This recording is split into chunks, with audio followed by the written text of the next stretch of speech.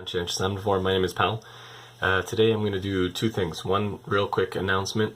Tomorrow I'm going to have a live debate / discussion with my good friend Logan Blake. So if anybody's not familiar with his channel, check it out. I've got a few debate videos already posted where we debated people about veganism.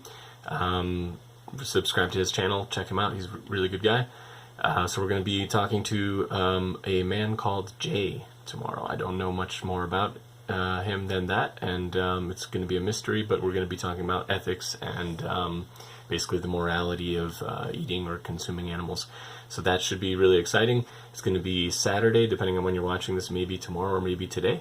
It's going to be Saturday at 12 noon Eastern Time. So that's 5 p.m. GMT and 6 p.m. Budapest time. And yeah, just check it out. Make sure to tune in, and hope to see you there. So that's the first thing. And then the next thing, I didn't want to just do a super short video. I wanted to talk today about a very serious topic. Basically, this past couple days, on the 24th, it was World Animal Testing Day.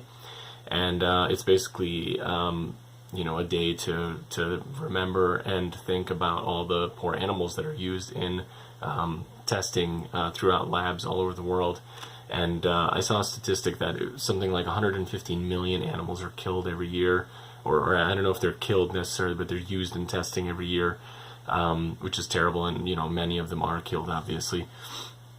And I'm actually sick right now, as you can probably hear from my voice. And the thing that kind of got me to thinking of making this video is that there's often arguments made about why we should use animal testing, and that is what I want to get into today. So if if we take a look here, this is a good site here, Understanding Animal Research, and basically it's trying to make the claim that you need to use the animal research in order to help humans, and basically find all these cures and medicines and all this kind of stuff, and it's going to cure Alzheimer's and cystic fibrosis and spinal cord damage and all this kind of stuff. And this is a really nice sounding claim if you're a human, and doesn't really help if you're an animal. But what I want to basically highlight is that this is actually a false claim, and I'm going to show you kind of some information that will hopefully convince you. So, this is just an example here of this website, and they will show you an example of penicillin. This is kind of a classic story that many people will try to convince you that, why you need animal testing. So basically, it talks about how, mice were used to test the purified penicillin, and because they survived, they then went on to the long road to purifying and mass producing penicillin, and then millions of people owe their lives to penicillin and other antibiotics. Sounds great. Sacrifice a few mice and you've got penicillin. Well, what they don't tell you here is something that is a very interesting story. This website, I encourage you to read all of it, and then you can make up your own mind about which one is more believable. Here they reference a bunch of studies and interviews and people who worked on the penicillin research and studies themselves, and it basically points out a bunch of really interesting things. I'm just going to summarize it just to keep the video short, but I really encourage everybody to read this. But basically they used these tests, and there were lots of problems in it. And in fact, if people weren't busy trying to test this on animals, they would probably have come to a successful test in humans sooner than they actually did, potentially saving even more human lives and not killing the animals. And the reason here is that here's a good example. Mice were used in the initial toxicity tests because of their small size, but what a lucky chance it was, for in this respect man is like the mouse and not the guinea pig, even though the guinea pig is bigger. If we had used guinea pigs exclusively, we should have said that penicillin was toxic, and we probably should not have proceeded to try and overcome the difficulties of producing the substance for trial in man. So this clearly shows that there were some problems. There were other tests that they did on rabbits at first too, which were not encouraging. They basically showed that the penicillin was metabolized too rapidly. Here it is. And it led them to think that it would be ineffective for humans if it was administered systemically, which means like orally or injected. Yeah, it's by mouth or intravenously.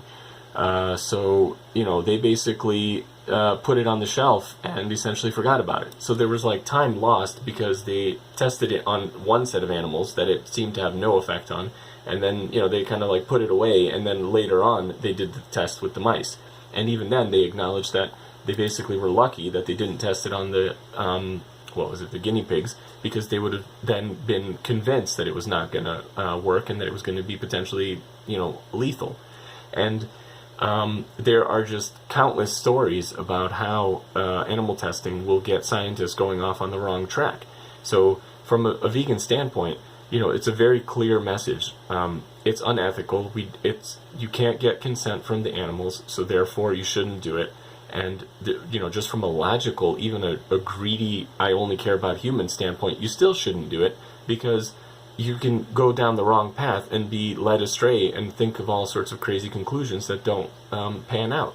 So it's really wasteful. You spend tons and tons of money. It's horrifically cruel to the animals. It's completely unethical, and it can lead you to the wrong conclusions and waste all the time and effort. And you could be researching on humans and getting some actual useful studies done.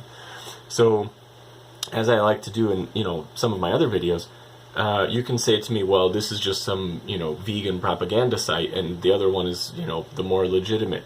Why should I believe this site versus the other site? And I say to this, don't believe me, don't believe the sites.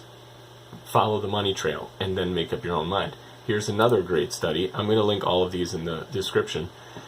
This one talks about the reasons for why some of these clinical trials might not be quite as useful as people would have you believe. And lo and behold, it comes down to money. So basically, here's the summary. Over the past few years, researchers have repeatedly shown that many animal studies lack scientific rigor. They are often prone to biases and are sloppily reported in scientific journals. And the people who did this research, they did an analysis of I don't know how many hundreds of researcher papers. Yeah, here they did 708 efficacy studies in animals. The researchers read all those studies looking for things such as appropriate control groups, whether a sufficient number of animals have been tested. They also checked whether the studies have been published in peer-reviewed journals. Lo and behold, 89% of the studies were not published at all, so you have no idea if any kind of peers reviewed the information. So this is the equivalent of I could just write some kind of crazy thing, not publish it, and then you'd believe me, because I just said it. No, that's not how it works. Scientific rigor dictates that you would want other people who are knowledgeable and can understand the scientific writing and review it and look at the data and kind of say that yeah, it makes sense, they did the right things, they did the correct analysis, all this kind of stuff. And these people aren't doing it.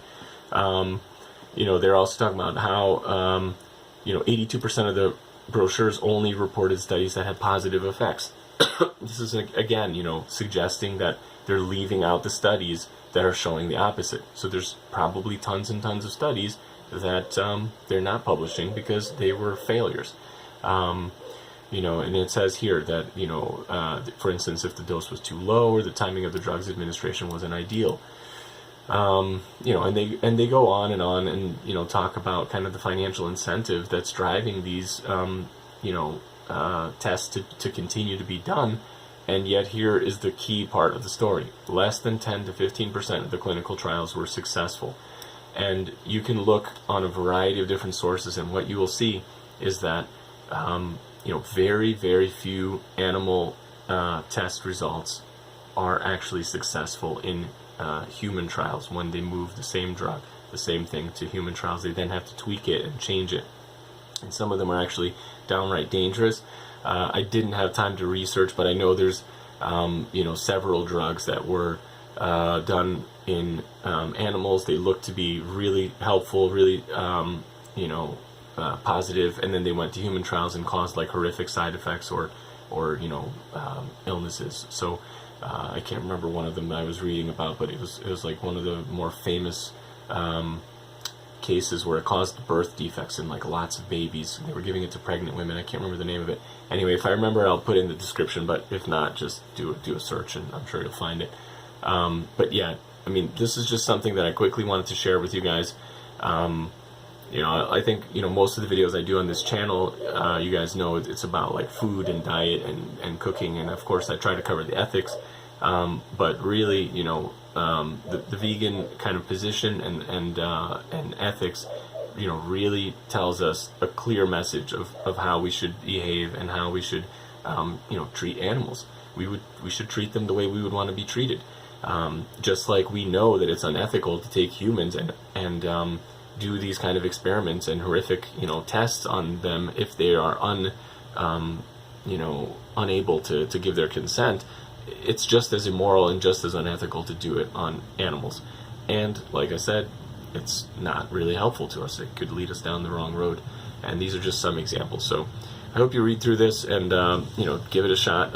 You know, look at the information and again, you know, do your own analysis, and then you decide, you know, which one of these stories is more likely to be, you know, true. So yeah, I hope you guys enjoyed this video. If you did, give it a big thumbs up, and really appreciate everybody's support. And I'll see you guys tomorrow, Saturday, 12 noon Eastern time, on a debate, Logan Blake and Mystery Man J. Okay? See you guys later. Bye.